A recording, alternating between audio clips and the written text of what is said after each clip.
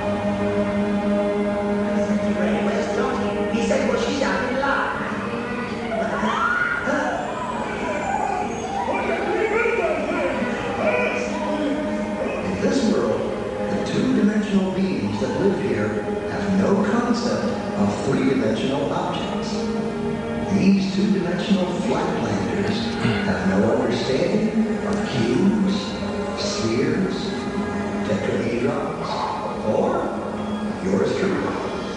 From their 2D perspective, my 3D finger looks something like this.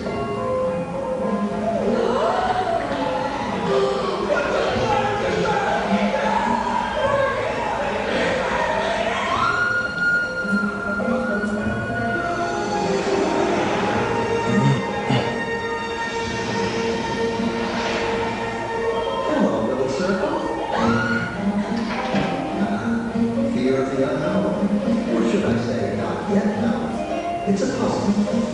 If we see only what we know, how does anyone ever see anything new? The unknown. How do we ever get out of our box?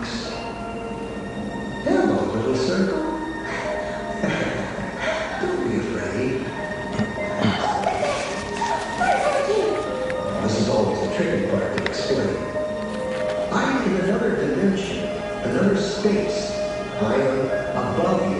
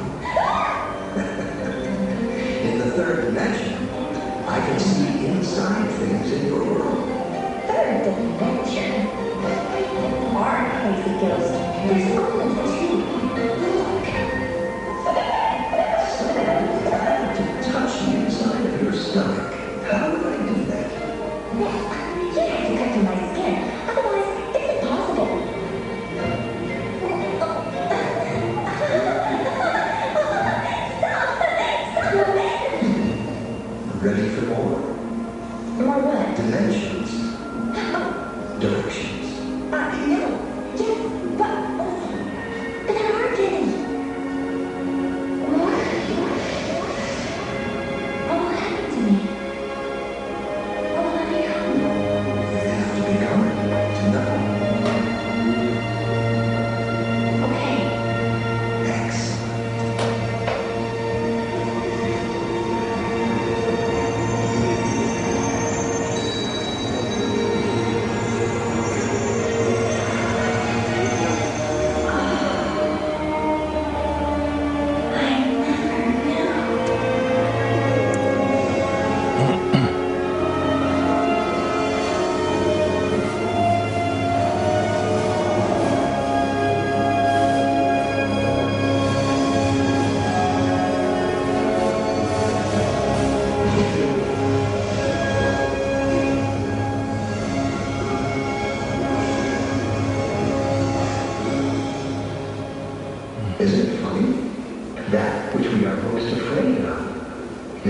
thrills us the most.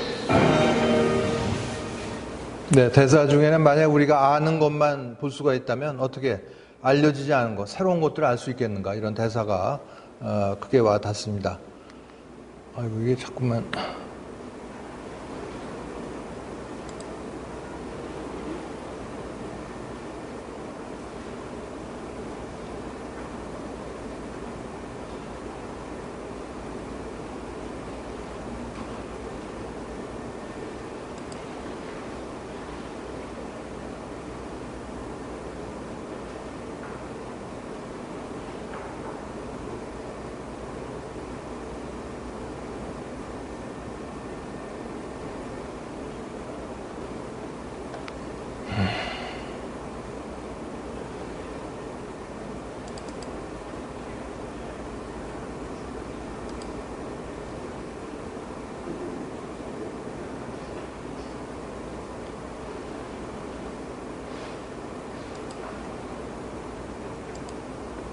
네, 더 많은 자료들도 있지만 시간 관계상 근사점에 관한 내용은 여기서 마무리하고 또 다른 영적 현상을 알아보기로 하죠. 이 현대인들에게 이 스마트폰을 소개함으로써 생활 패턴을 바꾼 분이 애플 컴퓨터의 스티브 잡스입니다. 스티브 잡스는 췌장암을 오랫동안 앓다가 2011년도에 세상을 떠났는데 그의 마지막이 전기에 잘 나와 있습니다. 이 병상에 누운 스티브 잡스가 오랫동안 아이들과 아내 로렌을 바라본 다음에 그들의 어깨 너머로 아무도 없는 허공을 한참 동안 바라봤다고 합니다. 그러다가 마지막으로 남긴 말은 뭐였냐면 이거였는데요.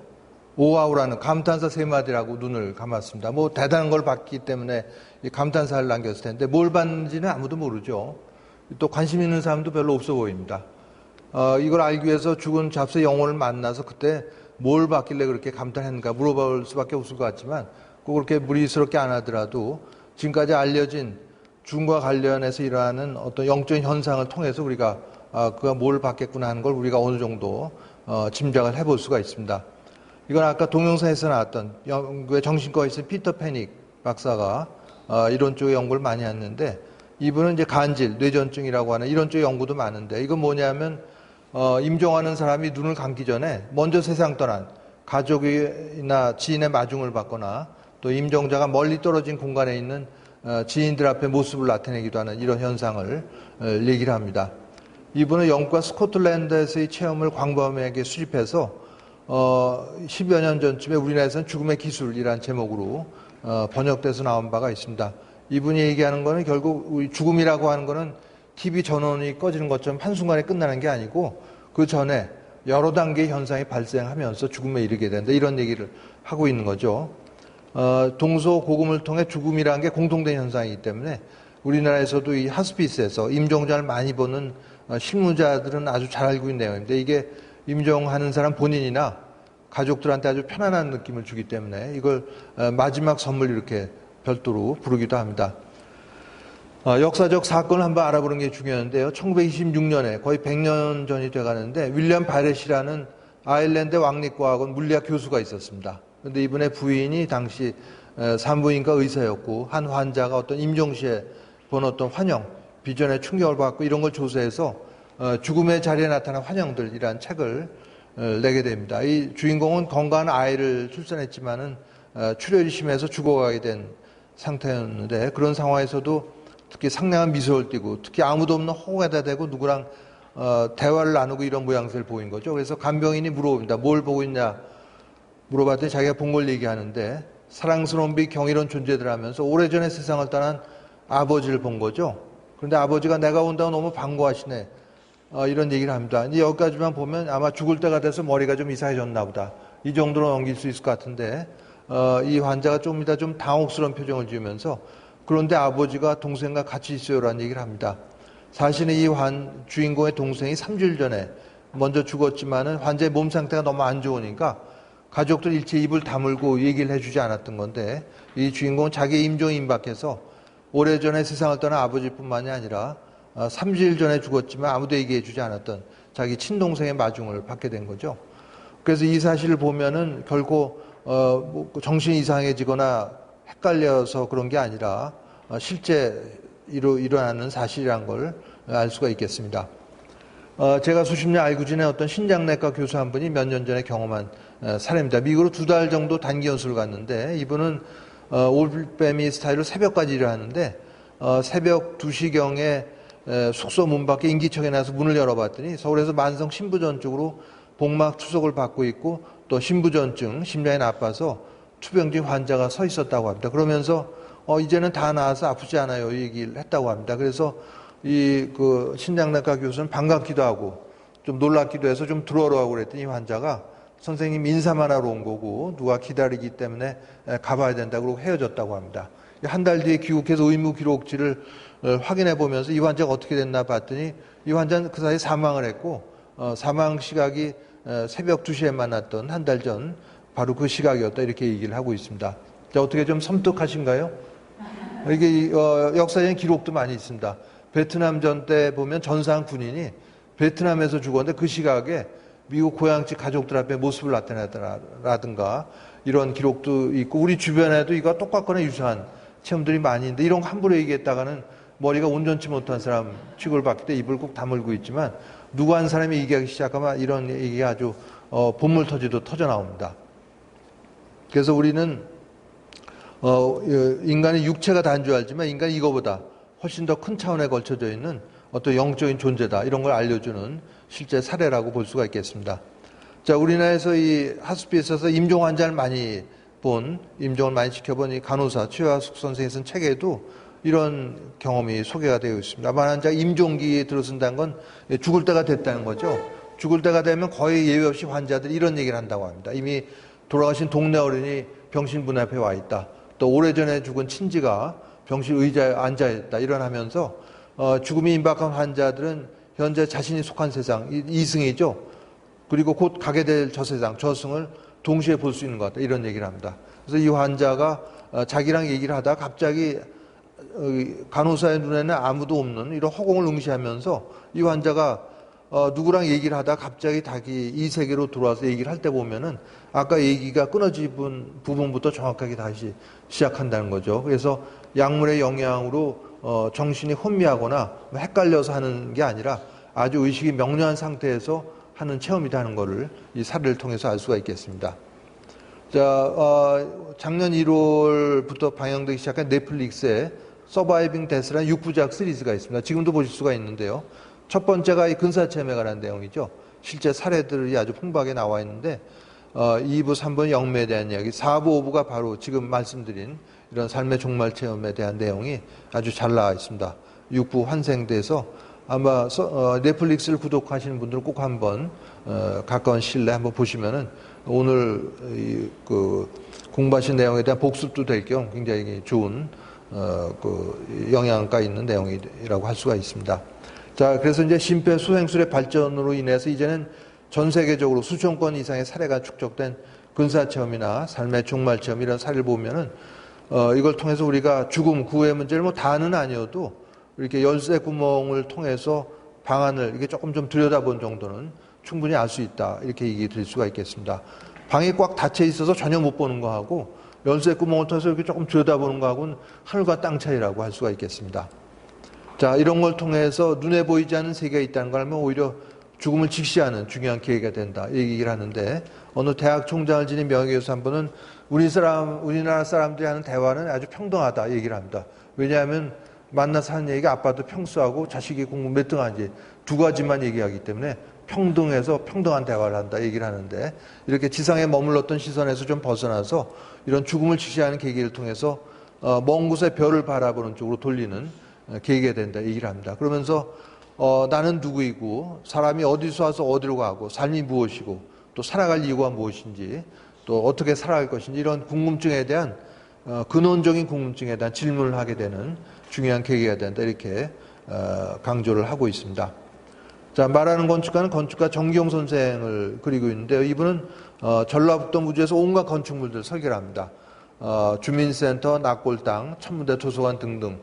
특히 주민센터 지을 때는 주민들이 정말 뭘 원하는지를 조사해서 주민센터 1층에다가 대형 목욕탕을 설치를 합니다. 물어봤더니 아주 읍이나 이런데 목욕하러 가는 게 아주 큰일이다. 목욕을 정말 제대로 하고 싶다 이런 얘기를 듣고 목욕탕을 설치를 한 거죠. 또 여러 가지 그 건축물도 설계를 하는데 한 개인이 이렇게 한 곳에서 많이 할 경우에는 본인이 경제적 손실을 감수해야 한다고 합니다. 그런데 그런 걸 무릅쓰고도 했기 때문에 건축계의 공익요원 이런 별명도 들었고요. 이분이 그 무주군의 공설운동장이 있는데 공설운동자가 특이합니다. 아마 전 세계적으로 오지 않을까 싶은데 그 관중석에 등나무가 그늘을 치고 있어요. 그걸 하게 된 계기는 그 운동장에 군수가 앉는 자리만 이제 해가리개가 있으니까 이 행사를 하면 아무도 참석을 안 한다는 거예요. 그 뜨거운데 누가 거기에 앉아 있냐 해서 그래서 당시 군수가 아이디어를 내서 어떻게 될지 모르겠지만 관중석 따라서 등나무를 좀 심어보자. 몇 년 심은 다음에 이 정경 선생에게 의뢰를 해서 등나무가 안치될 수 있게 설치될 수 있게 그 펜스를 세운 거죠. 그러니까 군수가 앉는 자리뿐만이 아니라 관중석에서도 등나무가 그늘 만들기 때문에 그 뒤에는 국민들이 아주 참석이 높아졌다고 합니다. 이런 일들을 해나갔는데 이분이 대장암을 5년 이상 앓다가 2011년도에 세상을 떠납니다. 인터뷰에서는 말기암 환자 본인이 죽음을 어떻게 바라보고 있는지를 우리에게 담담하게 얘기를 해주고 있습니다.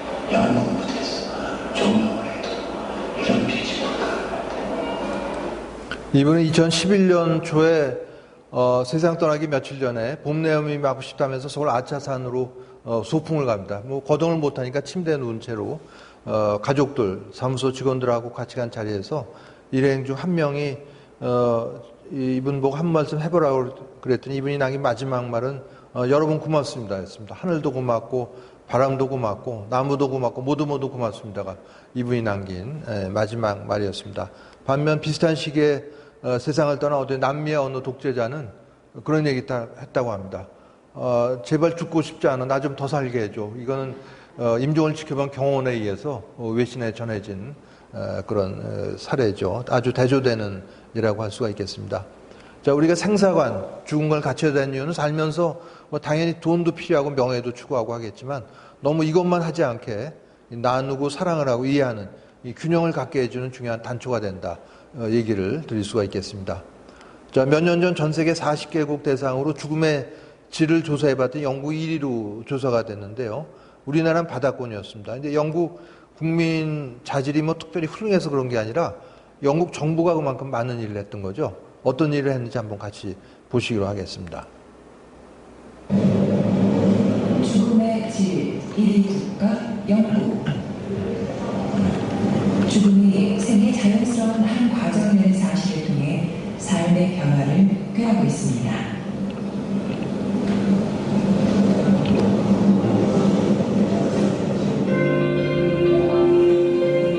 죽음 알림 주간이라는 이름으로 매년 5월이면 다양한 죽음 관련 행사가 열리죠.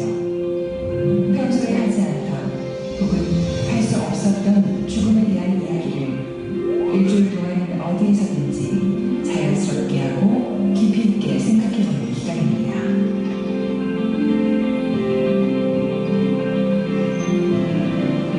영국 사람들이 처음부터 죽음에 호의적이었다는 것은 아닙니다. 이러한 사회 분위기를 바꾼 것은 정부였습니다.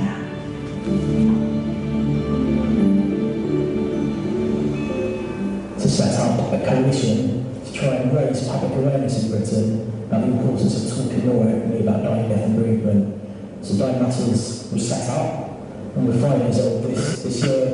We're all about trying to break the taboo in Britain about talking about dying. 죽음에 대한 사회적 준비가 부족함을 직시한 영국 정부는 2009년부터 죽음 알림 주간 행사를 열기 시작했습니다.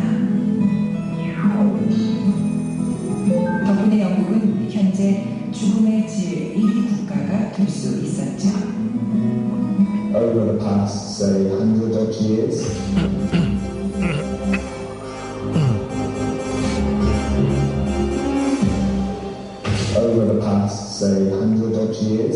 the UK and America and some other places, death has been pushed out of sight, and we think it's not working very well for us. So they're doing something about it, and death cafes are one of the things that people are doing. 자, 우리나라는 이렇게 죽음의 질이 바닥권인지를 알려주는 사건이 여럿 있었지만 대표적인 게 2009년도 8월 헌법재판소에서 학교 주변에 낙골당 건축을 불하는 판결을 대법관 9명 중 5대4로 내렸다고 합니다. 그 이유가 우리 사회가 아직 죽음에 대한 두려움의 정서가 크다. 또 눈물 흘리는 유가족 보여주는 건 아이들 교육에 안 좋은 영향을 줄 거다. 집값 떨어진다가 판결문에는 없었겠지만 이런 것들이 작용을 했을 것이고, 또 비슷한 시기에 국회에서 학교보건법상 금지시설에 낙골 땅까지 포함하는 법안을 통과시켰다는 기사가 난 적이 있습니다. 또 몇 년 전 국회의원 그 보궐선거에서 어느 지역 후보가 이런 공약을 내세우기도 했습니다. 우리 자기 지역구에 설치하기로 한 낙골 땅 설치를 백지화하겠다. 이걸 공약으로 내세운 후보도 있었어요. 이런 정도로 아주 회피하는 게 심한 거죠. 근데 안타까운 건 학교 주변에 낙골 땅이 세워주면은 학생들한테 어린 시절부터 죽음 교육이 이루어질 수 있는 아주 좋은 기회가 될 수 있는데 그런 걸 박탈해버린 사건이 되겠습니다. 어린 학생들에게 죽음을 교육하면 어떤 일이 일어나는가? 일본에서 있었습니다. 일본의 어느 한 고등학교에서 교사 한 분이 12번을 1년에 고등학생들에게 이 교육을 했다고 합니다. 첫 번째가 이 반려동물의 죽음, 또 죽음이 임박했을 때 어떻게 하겠는가, 자살 문제, 회생 가능성 없을 경우에 병명 통지, 자식의 장례식을 디자인해보고 사후 세계에 대해서, 그 다음에 뭐 장기 이식에 관한 문제, 이런 걸 12번을 교육을 했다고 하는데 우리나라에서 했으면 아마 학부형도 난리 났을 겁니다. 난리 났을 텐데 이런 걸 몇 년간 해도 이 학교에 놀라운 일이 있었는데 뭐냐면 일본뿐만이 아니라 우리나라에서도 문제가 되는 교내 폭력, 자살, 청소년 탈선, 또 집단 따돌림 문제가 30% 이상 줄어들었다는 보고가 난 적이 있습니다. 이제 자연스러운 일이죠. 제주가 다른 데보다 앞서서 제주도의회에서 죽음교육 진행 조례도 발표가 되고 통과가 되고 했지만은 역시 교육 현장에 있는 분들은 죽음이란 말 자체를 별로 좋아하지 않는다는 인상을 받았는데 작년에 제주도의회에서 이런 공청회를 할 때 제가 발표했던 어느 교장 선생님 한 분은 죽음 교육이란 말이 너무 칙칙해 보인다. 죽음이란 말을 빼고 웰다잉이나 뭐 생명 존중으로 바꿔야 되지 않나 이런 얘기를 하기도 하더라고요. 이 죽음을 회피하는 거는 도움이 되지 않습니다. 정면으로 직시하는 게 문제 해결에 도움이 되는 것이죠. 자, 영국에서 시작한 데스카페 모임인데 이거는 아마 보시면은 바로 오늘부터라도 시작해 보실 수 있는 모임이 되겠습니다.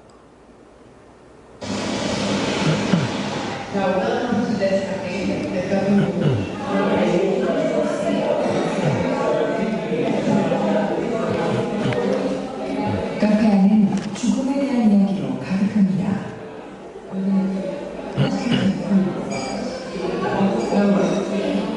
죽음을 이야기하면서 이렇게 즐거울 수가 있을까요? 오늘 처음 만난 사람들이지만 각자의 마음속에 담아두었던 죽음에 대한 이야기를 하며 서로에게 힘이 되고 있는 이들. 지금 이곳의 사람들은 죽음을 이야기하며 삶의 새로운 의미를 찾아가고 있습니다. I think I'm a bit addicted to Dead Cafe. It's always very thought-provoking and interesting and a lot of humanity. It makes me feel good. Passage from wine, through wine, some cleanliness.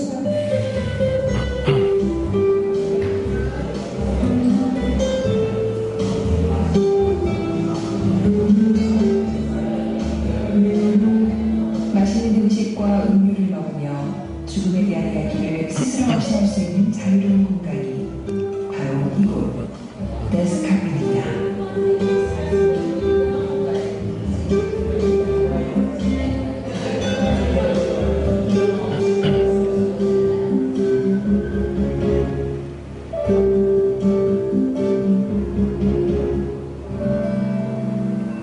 자, 뭐 꼭 레스토랑이나 카페 임대 안 하더라도 오늘 저녁부터라도 가족들 또 친구분들하고 식사 모임이 있으면은 죽음을 주제로 대화를 이끌어 나가면 훌륭한 데스카페 모임이 얼마든지 될 수가 있겠습니다.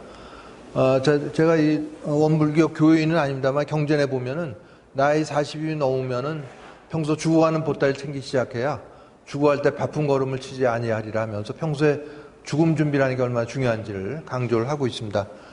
나이 순대로 가는 게 아니니까 나이가 젊을수록 좋겠죠. 나이 30, 20 해서 빠르면 빠를수록 죽음 준비를 하는 건 중요하겠습니다.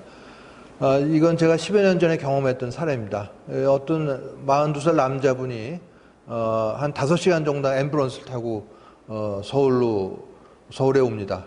그 포항에서 왔는데 갖고 온 서류를 봤더니 3개월 전 12장 암으로 수술받았는데 얼마 있다가 바로 또 폐로 암이 전이된 게 발견이 돼서 그렇게 되면 이제 말기암이 되고 환자 누워서 지내보다 보니까 혹시 서울에 가면 획기적인 치료법이 있을지 모른다. 그래서 예약하고 예약된 날 온 거죠. 숨을 헐떡이면서 찾아왔는데 갖고 온 엑스레이 필리버도 이게 환자의 흉부 X선 사진입니다. 심장이 있고 이게 오른쪽 폐 왼쪽 폐인데 이 허연 덩어리들이 암 덩어리들이죠. 전이가 된. 그러니까 숨을 쉴 수 있는 폐 조직이 거의 남아있지 않은 걸 알 수가 있습니다. 얼마나 숨이 찼겠어요. 헐떡거리고 5시간 동안. 이게 정상적인 폐 조직입니다. 심장이고 오른쪽 폐 왼쪽 폐인데 이거 확연하게 구별이 되죠.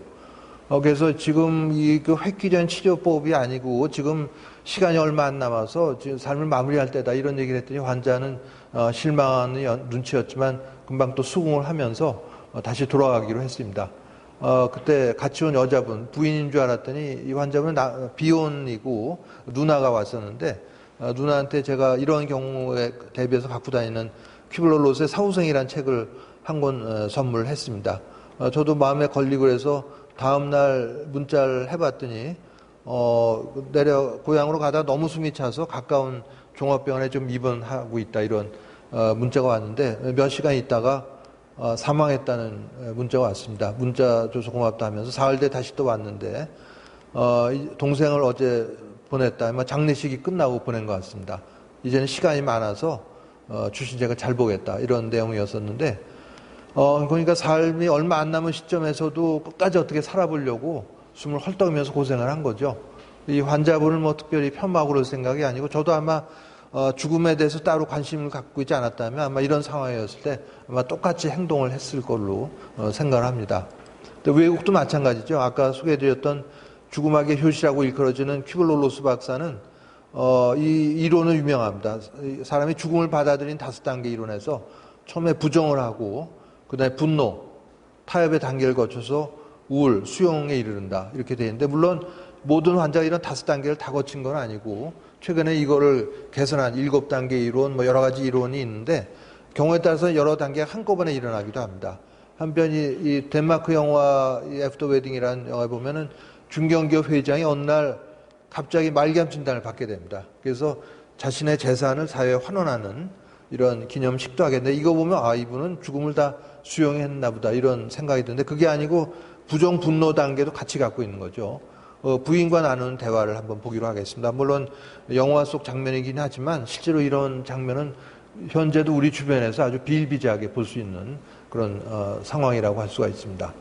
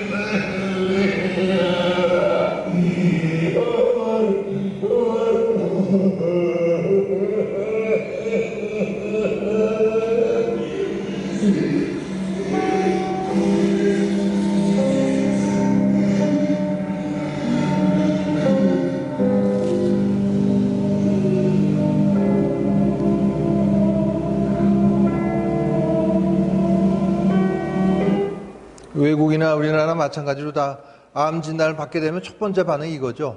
왜 하필이면 내가 뭘 잘못했길래 이게 첫 번째 거의 공통적인 반응입니다. 우리나라 사망 원인을 보게 되면은 가장 최근 통계 2020년 자료인데 암이 1위입니다. 이건 뭐 몇 년째 변함이 없습니다. 2017년에도 암이 1위였고 그러니까 암 진단 받는다는 게 뭐 이상한 게 아니죠. 뭔가로 결국 죽게 되는데 가장 많은 사망 원인이 암 진단을 받게 됐다는 거는 별로 그렇게 놀라울 일도 아니고 그렇다고 생각이 됩니다. 자, 이거는 그 말기암 환자가 의식이 나빠지면 이렇게 중환자실에 들어갑니다. 처음엔 기도 사건 했다가 플라스틱 팁을 오래 꼽아두면 기도가 상해서 썩고 이렇게 되니까 기도를 절개하죠. 기관 절개해서 인공호흡기 연결하고 이렇게 상황에 놓여있게 됩니다. 시끄럽습니다. 옆에도 똑같은 환자 누워 있으니까 가래 뽑는 소리, 모니터에서 나오는 소리, 또 이 의료진 생전 처음 보는 사람인데다가 가족들 면회 하루 30분 정도 제한되니까 이렇게 아주 시끄럽고 그래서 이런 중환자실 그 근무 경험이 많은 어느 소아노스에 의하면은 중환자실에서 죽는다는 건 마치 사람들 많은 길거리에서 누워 있다가 죽는 거랑 비슷하다 이런 얘기를 하기도 합니다. 별로 좋지 않은 환경에서 혼자 세상을 떠나는 게 아직도 많은 현실인데 이렇게 되게 되는 데는 이 본인의 뜻과 다르게 자식들이 특히 가족들이 많은 기여를 하게 되죠. 어떤 기여냐면 끝까지 최선을 다해야 된다. 끝까지 효도를 해야 된다 이런 상황으로 몰게 되니까 이게 정말 효도인지는 생각해 봐야 될 문제입니다. 심폐소생술이 죽어가는 사람을 살릴 수 있는 중요한 시술이지만 말기암 환자에서 심장이 멎었다고 이걸 하는 건 마치 편안한 증후를 방해하는 거다. 이 비유해 보면은 트랙을 수십 바퀴 돌아서 쓰러지기 직전에 경주말을 채찍으로 치면은 좀 달려가긴 하겠지만 그때 말의 심정이 아마 이럴 거다. 이렇게 우리가 어렵지 않게 짐작을 해볼 수가 있겠습니다. 자, 4년 전에 연명의료 결정법이 발효가 됐습니다. 2년 전에 이제 국회를 통과한 다음에 이때부터 발효가 됐는데 이거는 줄여서는 웰다잉법 이렇게 짧게 얘기도 하지만 사실은 긴 내용입니다. 하스피스 완화의료 및 임종 과정에 있는 환자 연명의료 결정에 관한 법률 이렇게 돼 있는데 이건 뭐냐면은 말기암으로 살 날이 얼마 안 남았을 경우에 이 4가지 시술에 대한 자기 의사를 밝혀놓는 걸 얘기를 하죠. 심폐소생술을 안 받겠다. 또 인공호흡기 치료는 나는 안 받겠다. 혈액 추속 치료 받지 않고 항암 확뇨법도 받지 않겠다. 이런 거에 대한 자기 의사를 밝혀놓는 걸 얘기를 합니다. 근데 오해하는 분들이 있어요. 이거 써놓으면 나는 사전 연명의료서 써놓으면 나는 심폐소생술 못 받는 거냐 걱정하는 분이 있는데 그건 전혀 아니죠. 갑자기 물에 빠져서 숨을 안 쉰다. 멀쩡했는데 갑자기 폐렴에 걸려서 호흡하는 게 힘들다. 그러면 당연히 그거는 중환자실 가서 인공호흡기 치료받고 살아나야 됩니다. 이거는 특별한 경우, 살 날이 얼마 안 남은 임종기가 임박한 환자의 경우에 해당되는 거죠. 저도 몇 년 전에 써놓은 게 있었지만 새로 법에 맞추기 위해서 제가 근무하던 서울대학병원에 예약을 하고 예약된 날짜에 갔습니다. 이거는 뭐 비용도 안 들고 신분증만 가져가시면 됩니다. 그래서 한 예약당 30분 정도 시간이 돼 있었는데 저는 대부분 아는 내용이라서 10분 만에 끝났는데 이제 부부가 같이 가면 더 좋겠죠. 다른 사람들이 더 예약을 받을 수 있으니까. 근데 부부의 경우에는 설명은 같이 들어도 작성은 서로 떨어져서 하게 합니다. 부부라고 의견이 똑같은 게 아니고 부부 한쪽은 나는 죽을 때까지 끝까지 심폐소생술을 다 받겠다. 그러면 서로 영향을 줄 수 있으니까 작성은 서로 떨어져서 하게 하는 거죠. 그래서 이걸 작성했더니 1시간 뒤에 문자가 떴습니다. 사전연명의료의향서가 시스템에 등록이 됐다 이런 내용이었는데 시스템 뭐냐면 이겁니다.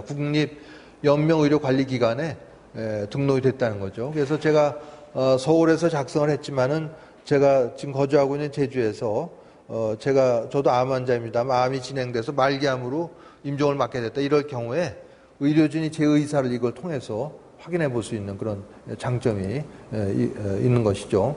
이런 플라스틱 카드도 이제 받게 되고 몇 년 전 2018년도에 제 큰딸이 30 중반의 큰딸이 이걸 작성했다는 인증샷을 보내줘서 제가 칭찬을 해주기도 했습니다. 2008년도 연합뉴스에 딴 기사입니다. 79세 뉴질랜드 할머니가 쓰러져도 날 살리지 말라고 가슴에 문신을 새겼다는 기사였는데 뇌졸중 심장질환으로 쓰러져서 병원에 실려가면은 아무리 앞에 있는 서류 이런 거 해놔도 의료진은 막 심폐소생술 이런 거 할 거기 때문에 하지 말라고 이 가슴에 문신을 새겼다는 기사였습니다. 또 얼굴을 땅에 박고 쓰러졌을 때 대비해서 오른쪽 어깨에 대다가 뒤집어 보라는 문신을까지 새겼다는 기사였는데 이게 실제 모습이죠. DNR 이렇게 문신 새겨도 될 텐데 약자 못 읽는 구급대원이 있을까봐 두너 리서스테이트라고 그 약자를 풀어서 문신을 새겼고 이게 뒤집어 보라는 문신을 새긴 뉴질랜드 할머니 모습이 되겠습니다.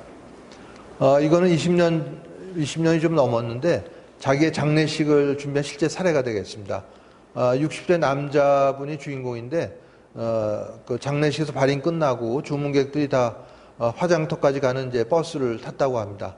화장터까지 20분 정도 되는 거리였다고 하는데 5분 뒤에 경쾌한 음악이 흘러났다고 합니다. 그래서 조문객은 기사가 뭘 버튼을 잘못 눌렀나 보다 이렇게 생각을 했는데 그게 아니고 고인이 앞에 있는 모니터에 나서 인사를 한 거죠. 이렇게 궂은 날씨에 와주신 조문객 여러분에게 감사의 인사를 했다고 하는데 그때가 딱 정확하게 궂은 날씨였다고 하는데 어떻게 맞췄을까요?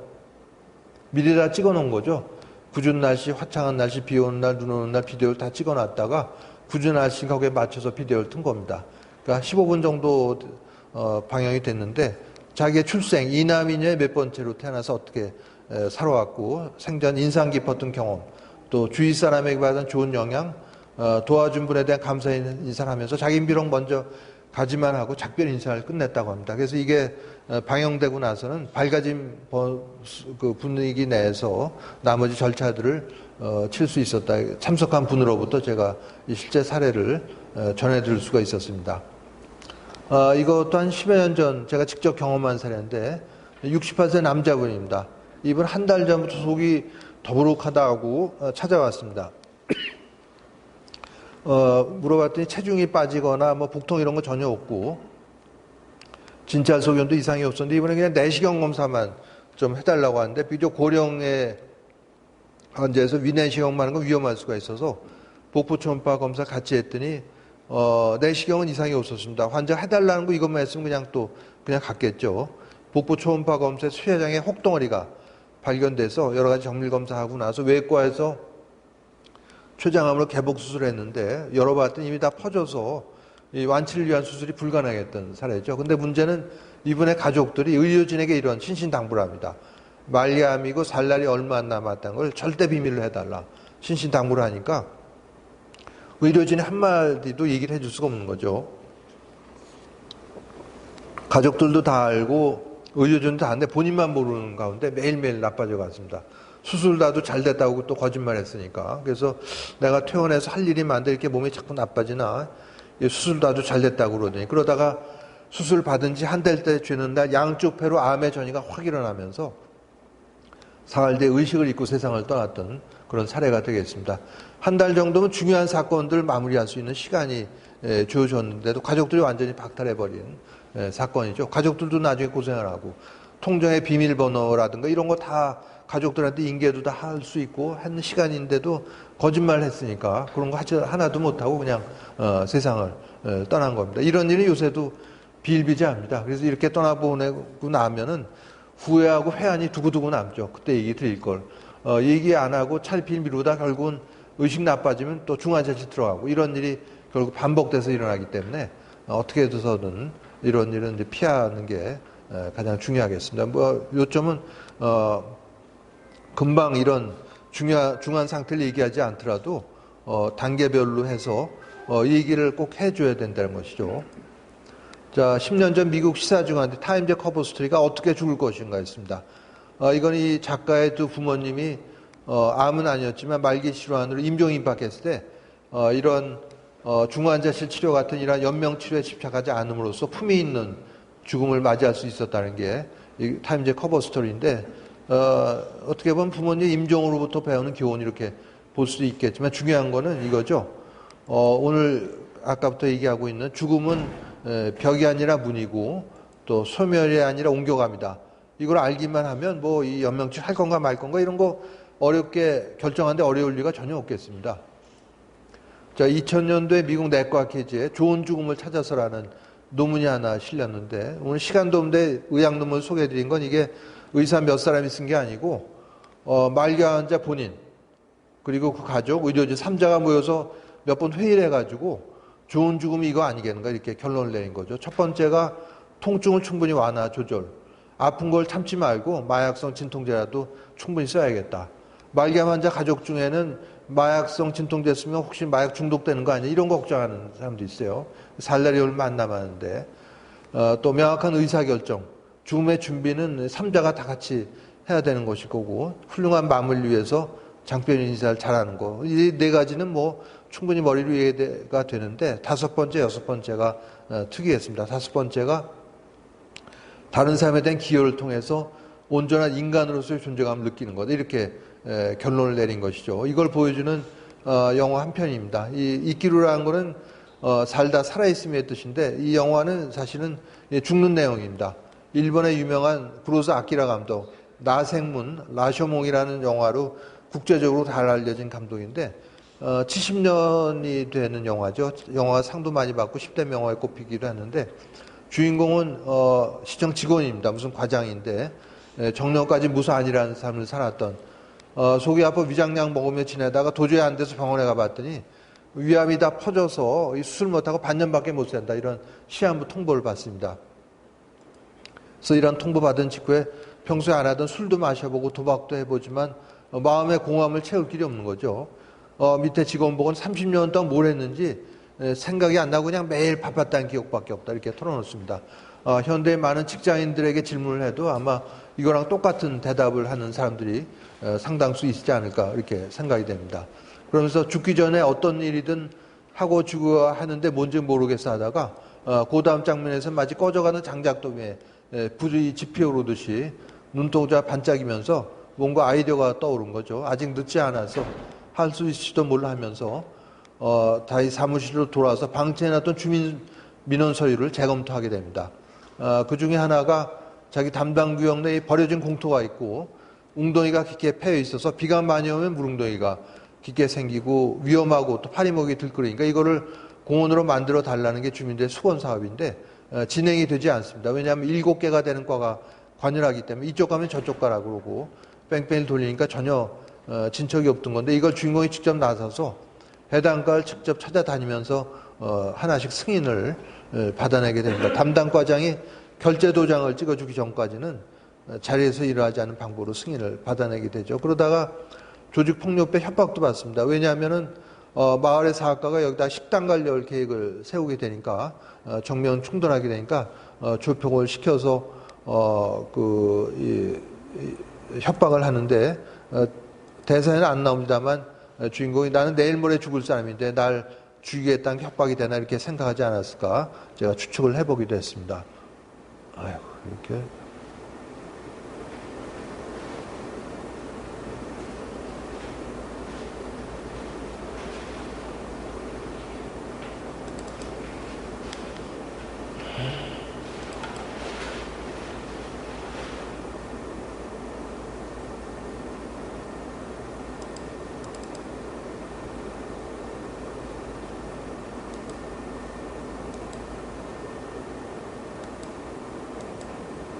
컴퓨터가 전혀 먹통이네. 아, 참.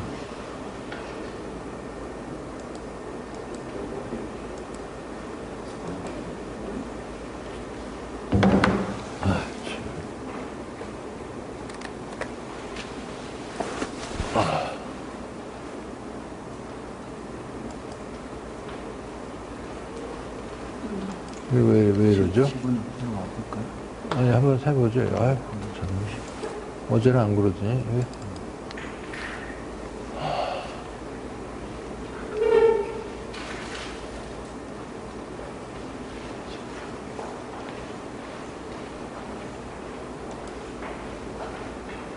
꼼짝을 안 하네.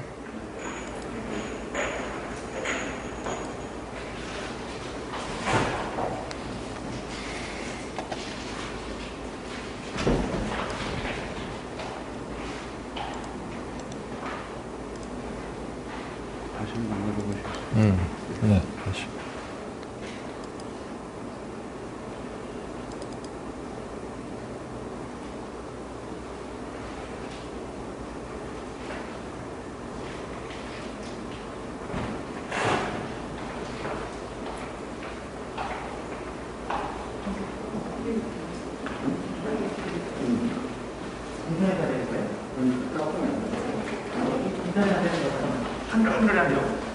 아니요. 지금 나의 컴퓨터 자체가 꺼도 될까요?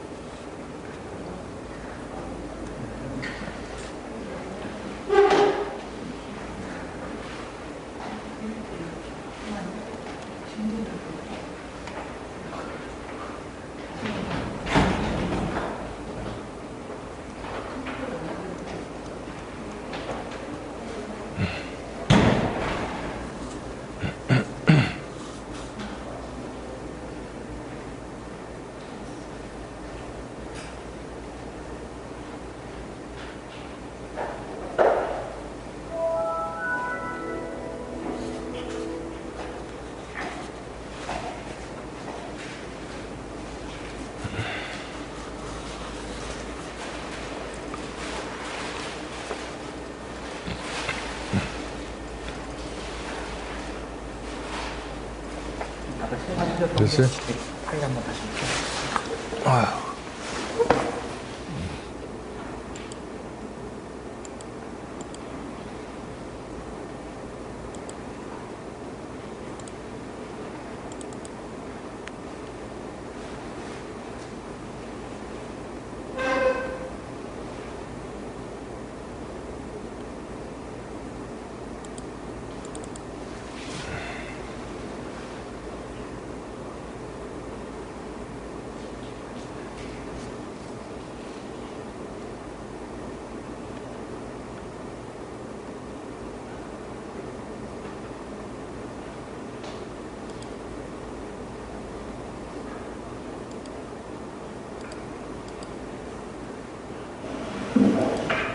네, 됐네, 이제. 네.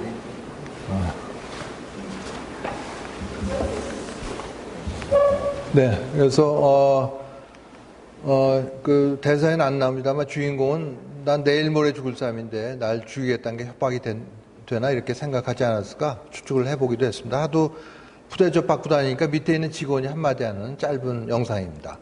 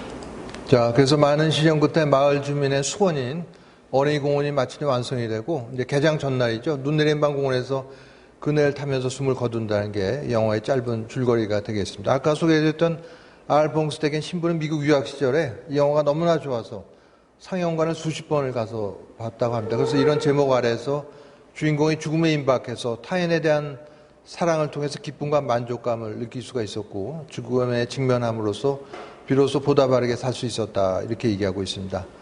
자, 미국의 사상가 에머스는 이렇게 얘기했는데요. 뭐 돼지를 키우든 밭을 가거든 뭘 하든 간에 자기가 태어나기 전보다 세상을 조금이라도 살기 좋은 곳으로 만들어 놓고 떠나는 게 진정한 성공이다, 이렇게 얘기를 한 바가 있습니다. 이 주인공의 정의에 보면 말기암 진단받기 전까지는 주인공의 입으로도 얘기를 합니다. 거의 미이라 같은 무의미한 삶을 살았다, 얘기할 수가 있겠습니다. 그러나 시한부 선고 받고 나서 얼마 안 되는 짧은 기간이었지만 진정한 성공적인 삶을 살았다고 얘기를 할 수가 있겠습니다. 또 이 말기암 환자 일부는 보통 사람이 갖지 못한 특별한 안경을 통해서 사물의 참된 모습과 보다 깊은 가치를 볼 수 있게 된다, 얘기를 하는데, 전형로를 수십 년 동안 얼마나 오래 봐왔겠어요. 그러나 진정한 아름다움을 보게 된 것은 자신의 삶이 얼마 안 남은 시점에서 그런 아름다움을 뼈저리게 느끼게 됐다, 얘기할 수가 있겠습니다. 자, 이제 끝날 때가 다 돼가는데요. 아이라 바이고 미국의 완화의료 전문의로서 말기암뿐만이 아니라 여러 질환으로 세상을 떠난 사람들 임종을 지켜보면서 아름다운 죽음의 조건으로 4가지를 제시해서 정리해서 우리에게 제시를 해주고 있습니다. 사랑한다는 말, 고맙다는 말, 용서를 하고 용서를 구하고 작별인사를 잘하는 게 아름다운 죽음의 조건이다. 이렇게 얘기를 해주고 있습니다. 자, 마지막 동영상에서는 말기 간암 환자가 병원이 아닌 하스피스에서 임종을 맞고 있는 장면을 보여주고 있습니다. 그래서 이걸 보시게 되면은 앞에서 바로 소개드렸던 아름다운 죽음의 조건도 어느 정도 만족을 하면서 자신의 삶을 마무리하는 모습을 볼 수가 있고, 또 이 의료진은 환자한테 환한 빛을 따라가라는 얘기를 해줍니다.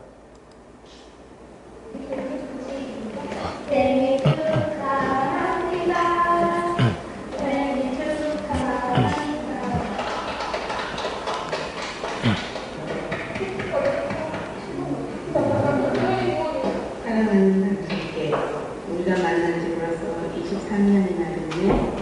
그동안 서로 힘들고 즐거운 일이 많았지만 너무 짧은 시간인 것 같아.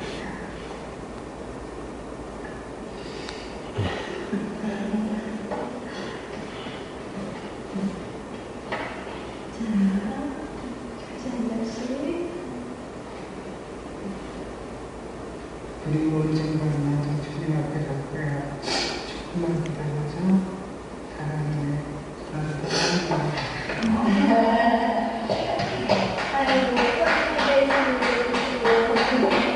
나중에 제가 이제 엎드려서 이렇게 하면 이제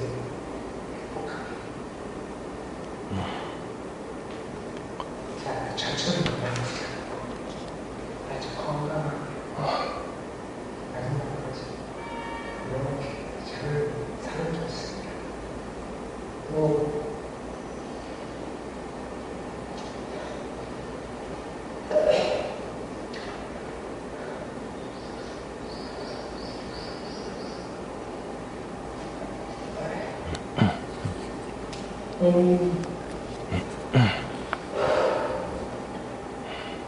못난 남편하고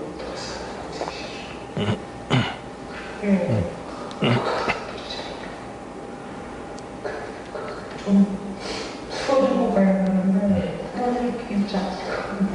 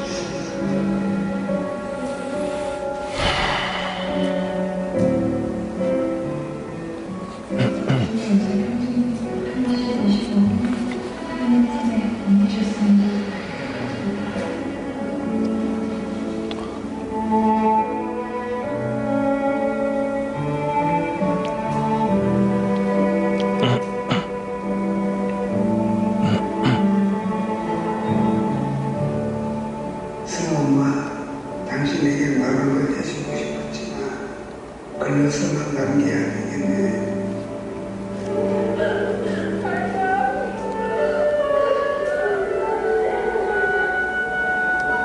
미안한 내 마음을 알고 있고 나를 이해해 주겠지. 하지만 가장 중요한 것은 당신과 나의 깊은 사랑 아니겠어. 마음 끝까지 다하는 그날까지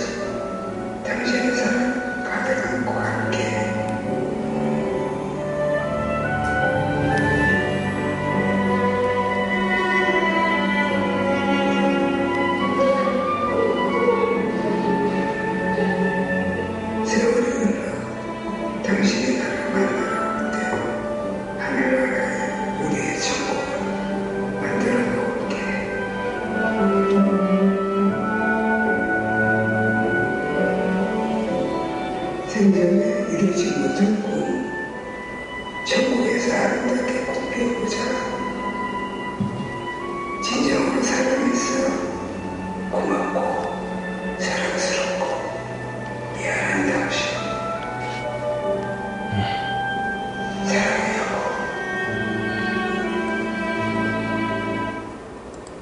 여보. 자, 대부분 부모님 돌아가실 때 보면 이런 장면을 많이 보게 되죠. 제발 돌아가지 마세요.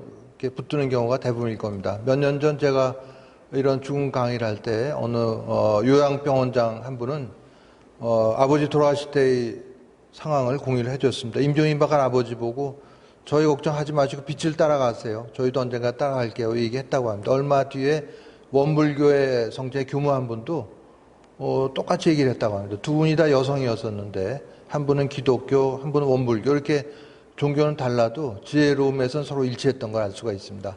이런 맞으려면 첫 번째 허락이죠. 죽어도 된다 허락이 있어야만 평화로운 죽음을 맞을 수가 있겠고 두 번째는 남은 가족들이 잘 지낼 수 있다. 이런 안심 메시지를 줘야만 평화로운 죽음을 맞이할 수가 있겠습니다. 세 번째는 근사체험의 요소 중에 하나인 빛을 보게 될 거다. 이런 안내 멘트를 해주는 것도 아주 좋습니다. 대학병원의 중환자실이었다면 아마 이런 모습으로 기도사건 돼 있으니까 말도 한마디 할 수가 없고 가족과 격리돼서 아마 혼자 세상을 떠났을 겁니다.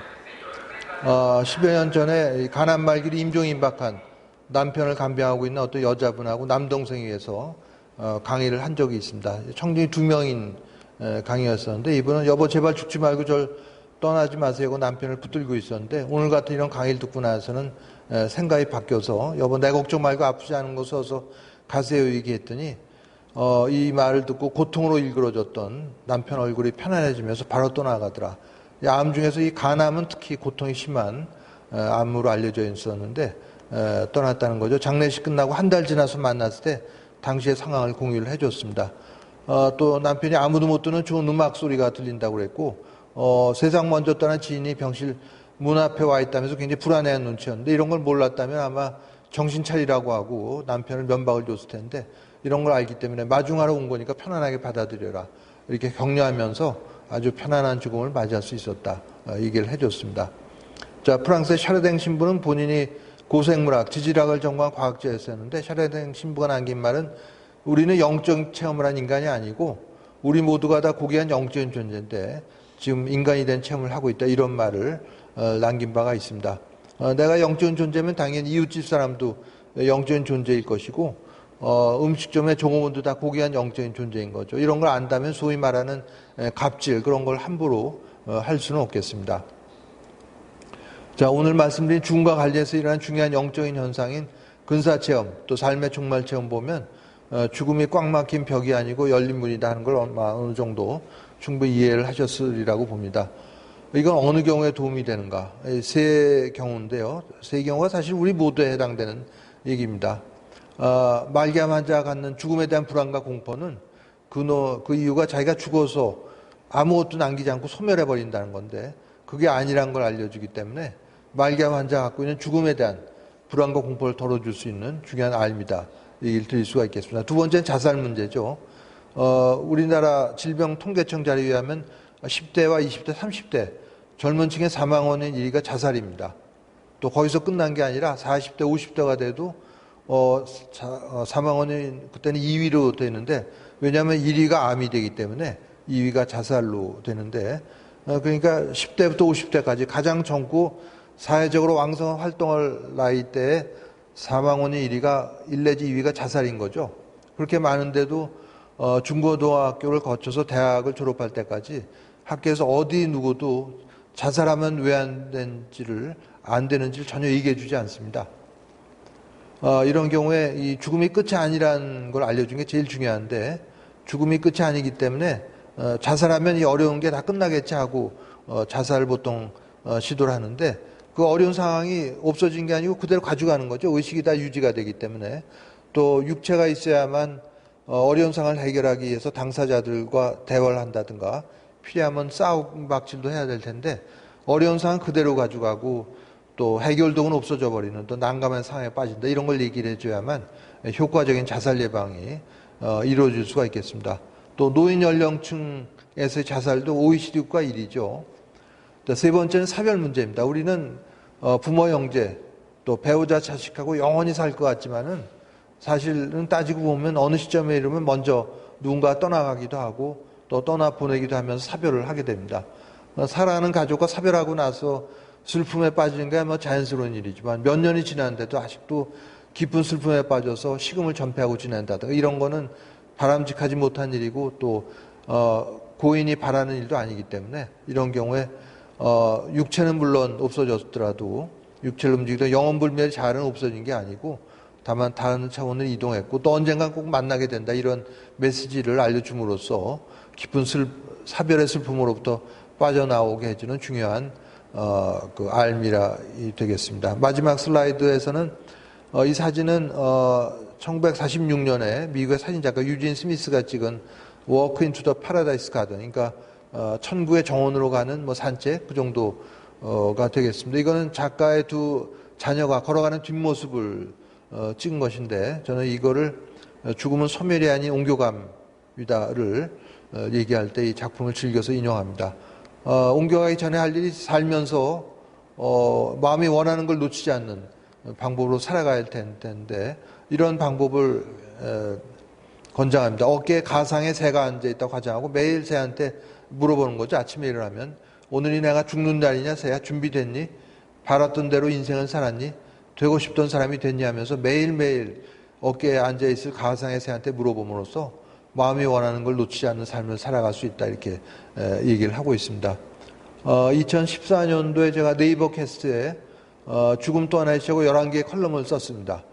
오늘은 시간 관계상 근사체험 또 삶의 종말체험만 말씀드렸는데 안락사 문제라든가 자살 문제, 죽음 구후 이런 것까지 볼 수가 있는데 이거 뭐 특별히 비용이 드는 것도 아니고 시간 내실 것도 없습니다. 그냥 짜투리 시간에 갖고 계신 스마트폰 클릭해서 볼 수가 있죠. 또 많은 듣는 질문 중에 하나가 죽음에 대해서 전혀 관심도 없고 그러던 사람이 말기암으로 이제 살 날이 얼마 안 남았는데 이 죽음을 준비할 만한 게 없겠는가 이 물어보는 분들이 있는데 사실은 아무것도 할 게 없죠. 그거랑 똑같습니다. 평소에 공부 하나도 안 했는데 내일 학년 말고사인데 어떻게 좋은 점수 받을 수 있는 방법이 없겠는가? 어떻게 좋은 점수를 받겠어요? 아무것도 할 말이 없는 거지. 그러나 이제 방법이 없는 거 아니다. 벼락치기를 하면 되죠. 아무것도 안 하고 가는 것보다 벼락치기라도 하면 그래도 좀 낫다고 볼 수가 있습니다. 아마 다 저도 그렇고 경험을 다 해보셨을 텐데. 그래서 이겁니다. 이 네이버 캐스트를 네이버에서 목소리 좋은 성우를 고용을 해서 다 오디오 클립으로 만들었습니다. 한 꼭지가 한 20여 분 정도 되는 오디오 클립인데 물론 이런 것들을 가족 누구가 옆에 앉아서 읽어 드리는 것도 좋겠지만 물론 본인은 거의 책을 읽을 수 있는 상황이 아니니까 그래서 이제 근사체험에 관한 2개의 컬럼, 삶의 종말체험 끝에 있는 사후세계에 대한 거 이런 거 반복해서 들려드리는 것만으로도 굉장히 도움이 되는 경험을 제가 많이 했고 이걸 권해드렸더니 정말 도움이 많이 됐다고 나중에 가족이 세상을 떠나고 나서 저에게 알려온 분들이 많이 있습니다. 자, 끝으로는 이제 제가 카페 지기를 하고 있는 네이버에 죽음아 카페 혹시 가입을 하시면 이거에 관한 오늘 강의 내용 말고도 더 많은 죽음에 관한 죽음학에 관한 자료를 보실 수가 있습니다. 근데 이 카페는 다른 네이버 카페와 달리 시험을 봐야 들어올 수가 있습니다. 다른 카페는 이제 회원수 늘리기 위해서 원하면 다 들어올 수가 있는데 여기는 3문제 시험을 맞춰야만 가입이 가능한데 오늘 강의를 다 들으셨으면 충분히 3문제를 마치실 수가 있기 때문에 아마 가입하시는데 별 문제 없으리라고 생각합니다. 네, 강의를 들어주시느라고 대단히 수고 많으셨습니다. 네, 감사합니다. 네.